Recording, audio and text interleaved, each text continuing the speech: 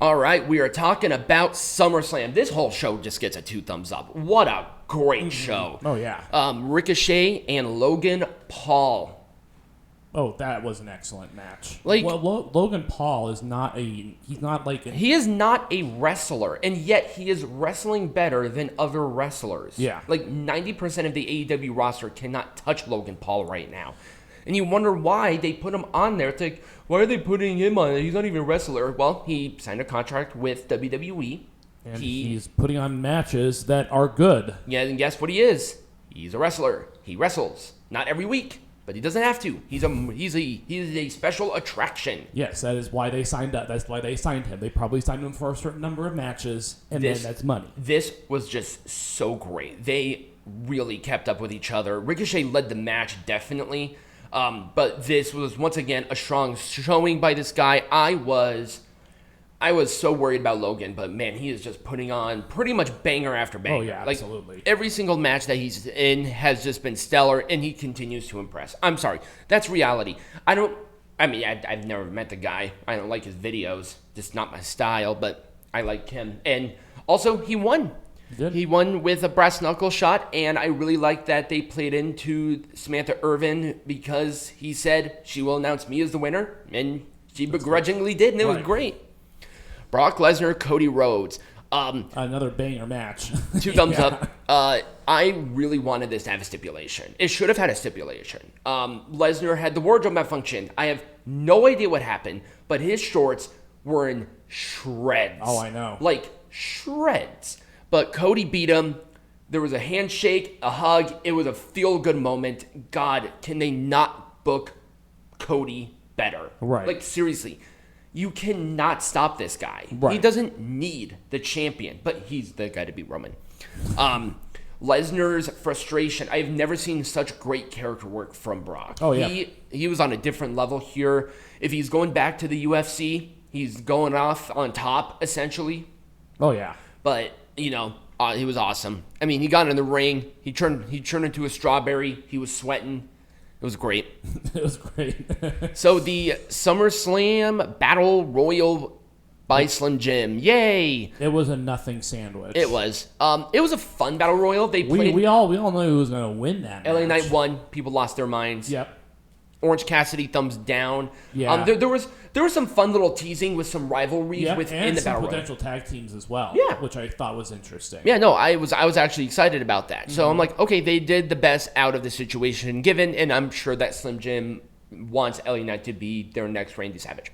Pretty much. Oh, okay. All right, let's talk about this. This match was not my favorite. It was boring. It was. It was very boring. These two are very good about wrestling. And they're also good about fighting, but you don't do UFC rules in a wrestling match. Yeah, it felt very awkward. It did. The pacing was all over the place. And I heard that creative was not on board with the idea either. They did not like the idea of the match, and I think they had something going. Yeah. Oh, absolutely. I don't know who made the decision to have this match. Right. Probably Triple H. What were you thinking? Hopefully you never do this again. Here's the thing. When you go to wrestling is weird because when you go to a wrestling show, you want to see wrestling. Mm-hmm. You don't go to wrestling to see a concert. Right. Or, an MMA fight. It will always fall flat. Yep. Every single time. So this was a bad idea. They should have done no disqualification or something like that. Or maybe if they wanted to do this, MMA rules, whatever, they should have done it like they do with the Viking no disqualification gimmick. Right. Have a bunch of gimmicks around MMA and have essentially do a no disqualification match with that stuff. Right. That would have worked a lot better than a legitimate MMA fight. Well, a match. Right. Anyways, it was Shayna. I didn't have much more to say about this. Shayna Baszler won, and it gets a thumbs down. Yeah. And I don't like doing that because I like both Shayna Baszler and Ronda Rousey. Yeah. But Shayna won, which definitely was needed. The one thing I do like, I like the backstage, like the explanation on the attack. There was a lot of great personal emotion there. There was. And these two fed off of each other really, really well. It's not like they're best friends or anything, right? No, not at all. Drew McIntyre and Gunther for the Intercontinental Champion. It was a good match, but it wasn't that match. Right. It was...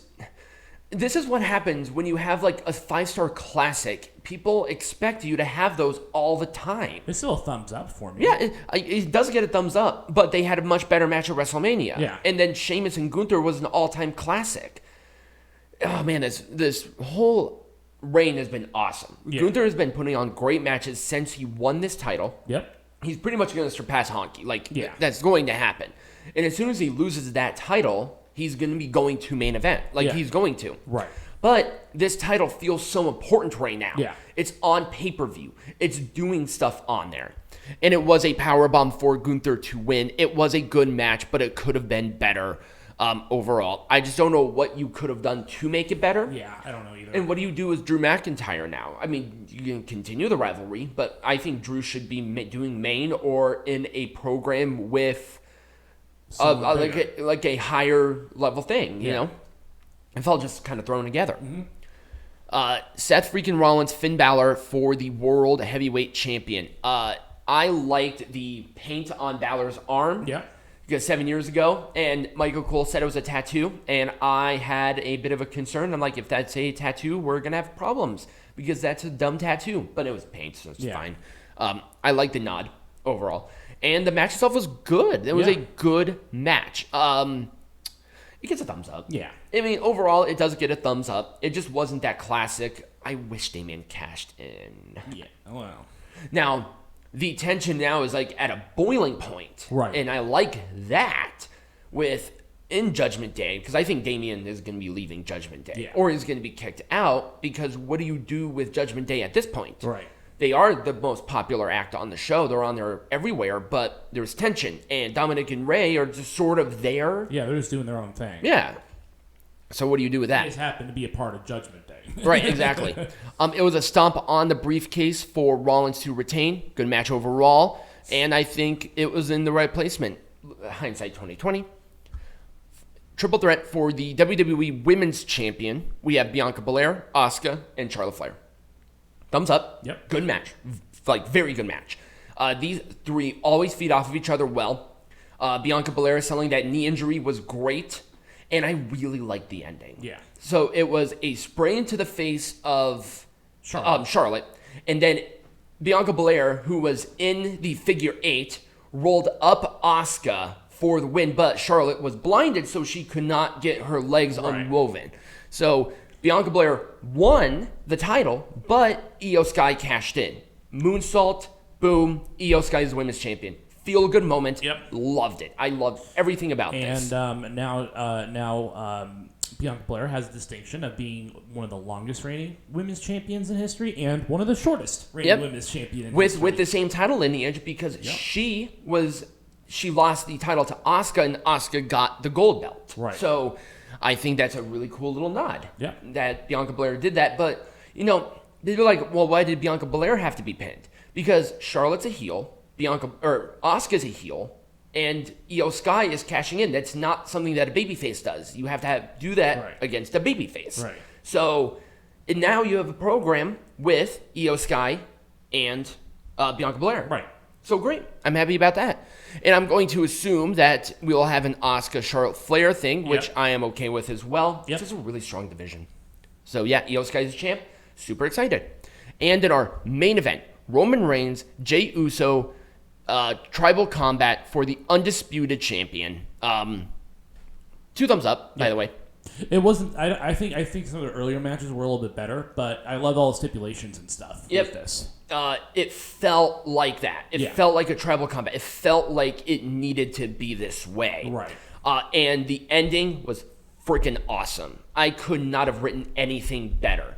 Now, I know they're going to explain it, but it just felt kind of weird that it was Jimmy Uso who betrayed and joined back with Roman Reigns when Jimmy was the one who first kicked off against Reigns. Right. So, they're going to explain it, and I'm going to let them, but it was just like, that's just kind of weird. Did he do this for Roman, or did he do it for himself? Right. And then Roman does something else with somebody else while Jimmy and Jay fight. Yeah. That's what's going to be. So, I don't know. Roman won with Jimmy Uso super kicking Jay, and Roman pinned him. Boom, done.